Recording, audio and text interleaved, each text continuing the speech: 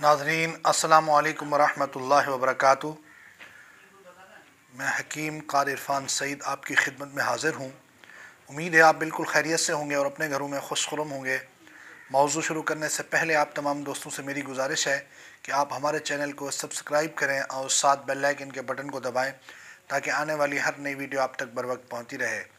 आज का मेरा मौज़ू बहुत अहम है और बहुत ज़रूरी भी है। आजकल अक्सर दोस्तों को ब्लड प्रेशर जब हाई होता है तो उसकी वजह से फालिज और लकवा दिल का अटैक भी होता है। ब्लड प्रेशर हाई को फौरी तौर पे रोकने के लिए एक आसान टोटका जो हर दोस्त अपने घर के अंदर बना के रख सकता है और ये फौरी रिज़ल्ट देने वाला है और बहुत सस्ता इलाज है। सबसे पहले तो आपने लेना है मीठा सोडा 1 छटांग और इसमें 10 ग्राम सत पुदीना डाल के ये घर के अंदर मौजूद रखें।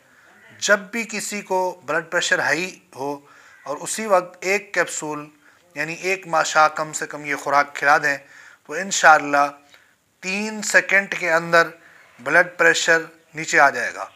ये ब्लड प्रेशर को ख़त्म करने का आज़मूदा नुस्खा है और बहुत ही कीमती है। अज्जा सिर्फ 2 हैं, मीठा सोडा और सत पुदीना।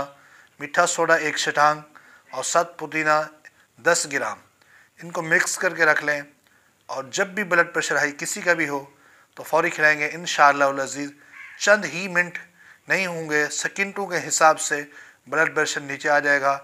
इंशाअल्लाह जब ब्लड प्रेशर ठीक होगा तो बाकी मामलात भी बेहतर होंगे।